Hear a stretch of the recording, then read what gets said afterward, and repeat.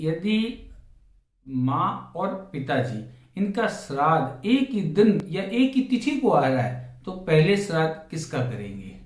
इसमें अक्सर लोग काफी कंफ्यूज हो जाते हैं।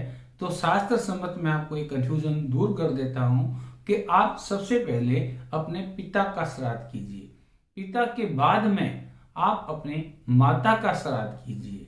तो यह शास्त्र सम्मत और विधि सम्मत होगा। यदि आप एक दीपक आपको जलाना पड़ेगा, श्राद्ध पक्ष कर रहे हैं तो अग्नि आपको दिखानी पड़ेगी, तो दीपक का मुख भी आप दक्षिण दिशा की ओर रखिए।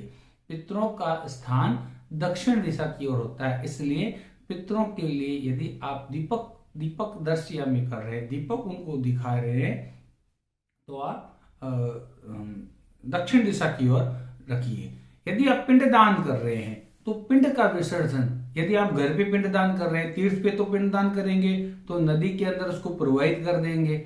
यदि आप घर में पिंड दान कर रहे हैं तो क्या करेंगे? यदि आप घर में पिंड दान कर रहे हैं तो सबसे पहले आप पिंड को अग्नि को समर्पित कीजिए। अग्नि के बाद आप गाय को दे सकते हैं, ब्राह्मण को दे सकते हैं। फिर आपके आसपास कोई पवित्र नदी है तो आप पवित्र नदी में भी पिंड का विसर्जन कर सकते हैं। हाँ, एक बात और, पितृ की शांति के लिए, पितरों की अच्छे समर्पण के लिए हम कौन से मंत्र का जाप करें? तो पितरों के लिए ऐसा बताया गया है कि आप पितृ गायत्री मंत्र का भी जाप कर सकते हैं। कुछ लोग ये कहते हैं कि हम तो गया जी जाके आ गए, तो क्या अब हमें श्राद्ध करने की हमें जरूरत नहीं है, हमने तो गया जी में पिंड दान कर दिया। तो क्या गया जी में पिंड दान करने के बाद में श्राद्ध नहीं करना चाहिए? यह एकदम भ्रांति है। इस भ्रांति को आप दूर कर लीजिए। यदि आप गया जी भी जाके आते हैं तो भी आप अपने घर में आप अपने मृत आत्माओं के लिए निश्चित रूप से उनके श्रद्धा और के लिए आप श्राद्ध जरूर कीजिए। देखिए, आप यदि ये देखते हैं अपने ये मद् भागवत पुराण आप पढ़ते हैं तो उसमें जो अध्याय आता है उसमें वो धुंधकारी का कहते हैं कि धुंधकारी ने कितने पाप किए थे। उसने कहा यदि आप 100 बार गया जी में भी पिंड दान करेंगे तो भी आपको मोक्ष की प्राप्ति नहीं होगी। तो ये मैं आपको बता देता हूं कि गया जी में जाने से, आपके पिंड दान करने से आपके पितरों को कोई मोक्ष नहीं मिलता है, उनको सदगति मिलती है। मोक्ष तो व्यक्ति को अपने कर्मों से ही मिलता है। प्रारब्ध पहले बना, ये बाद बनता है शरीर।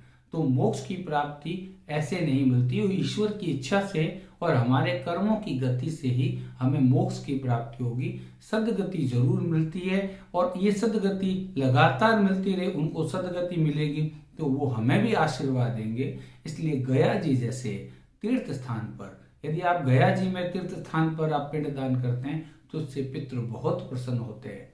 तो एक बार आप अपने जीवन काल में आप अपने पितरों के लिए गया जी में जरूर पिंड दान करें।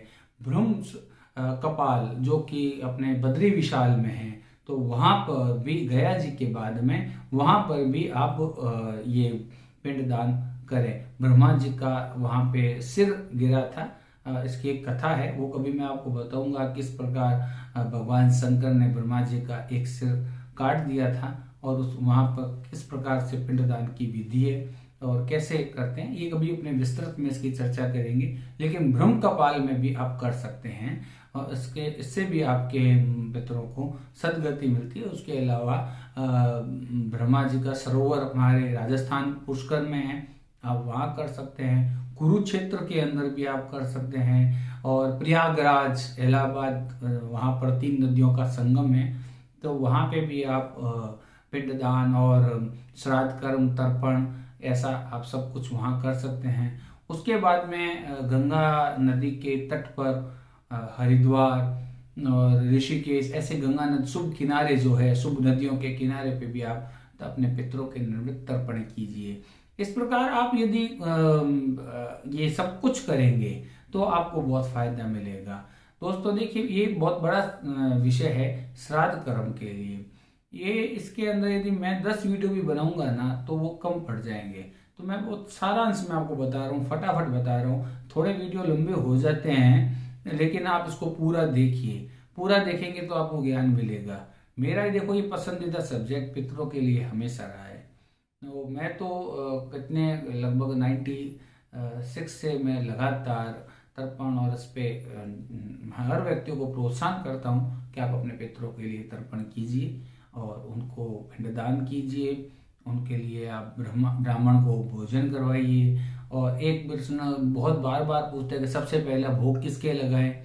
तो फिर मैं आपको बता रहा हूँ कि यदि आप अपने घर में श्राद्ध के निर्मित भोजन बनाते हैं तो सबसे पहले आप अग्नि को भोजन लगाइए। अग्नि के बाद में आप गाय को भोजन लगाइए, फिर पितरों को भोजन लगाइए। मैं ये कहता हूँ आप ये 16 दिन अपने पितरों के नाम, अपने मृत आत्माओं के नाम उत्सव के रूप में बनाइए। नीचे डिस्क्रिप्शन दिया गया है, इसको सबसे पहले मेरे नए वीडियो को लाइक करिए और सबसे पहले देखने के लिए आप इसको सब्सक्राइब करना ना भूलें। आप सब्सक्राइब करेंगे, नए वीडियो सबसे पहले आपको मिलेंगे। मैं राजेश व्यास आपका तहे दिल से बहुत बहुत धन्यवाद और आभार व्यक्त करता हूँ कि आप मुझे बहुत स्नेह देते हैं। Thank you.